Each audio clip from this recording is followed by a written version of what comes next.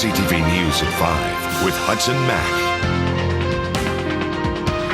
Good evening. Thanks for being here. We begin again tonight on Bowker Avenue in Oak Bay, where the damage is piling up, and so is the estimated cost.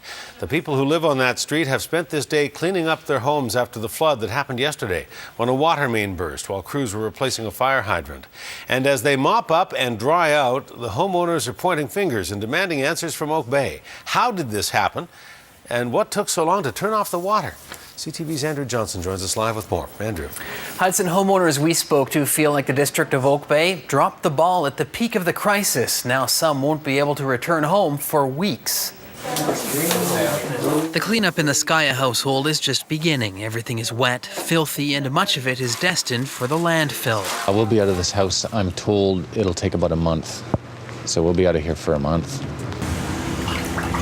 This is how the basement looked yesterday at the peak of the flood when his kids' rooms were filled with almost a meter of water. It's hard for them to see all of their stuff floating around and just totally destroyed.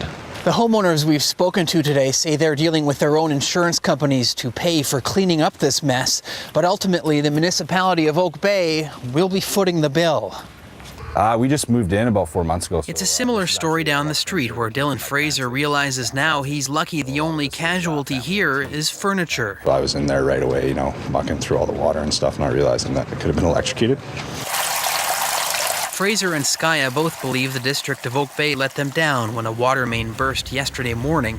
They say the initial response was slow and disorganized. Scaia says the fire department arrived after 2.5 hours only because his partner phoned them. The power remained on for almost 3 hours.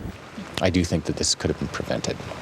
The mayor says water main breaks throughout the region are not uncommon and can generally be shut off within 30 minutes to an hour.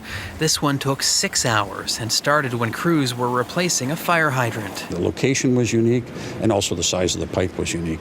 He says public work crews did their best to control the water and protect homes, but became overwhelmed. They did their darndest to try to stop that water going into people's houses. They weren't successful, unfortunately.